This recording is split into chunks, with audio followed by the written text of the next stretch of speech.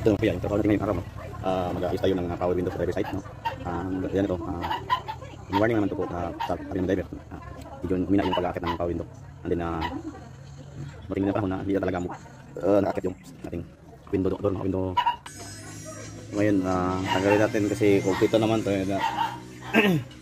Muna, na-test ko po yung switch dito. Ito po yung sa natin sa power window dito po na side. So i-test natin yung dito. Mayroon namang supply dito, yung dalawa mayroon supply diyan. Pag up nimo ito po yung umilaw, pag down ito po yung white, ano. So kailangan natin baklasin yung power window talaga. Yung kalaat ganito at saka yung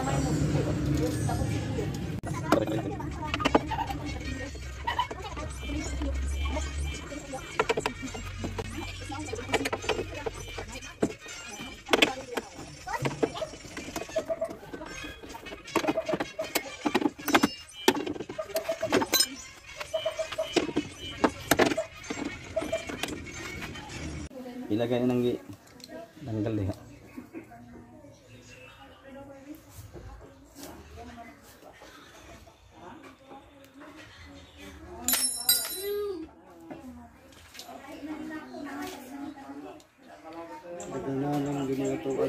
Ito po yung explanation nito.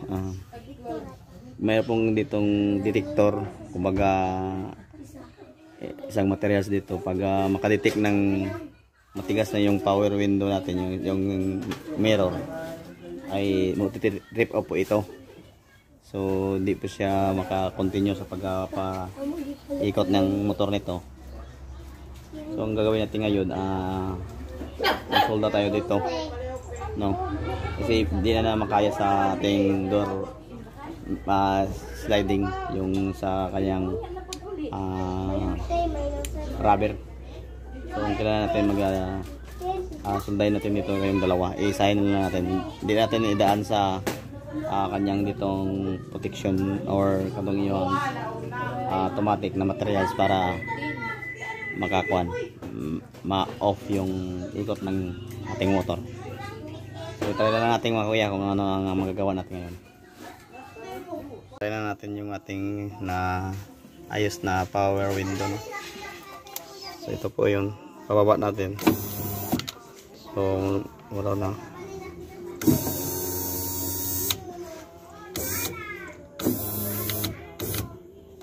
Okay. So babalik na natin yung kanyang mirror. Try natin kung okay.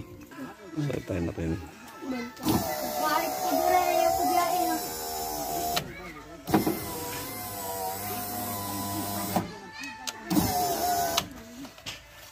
Okay.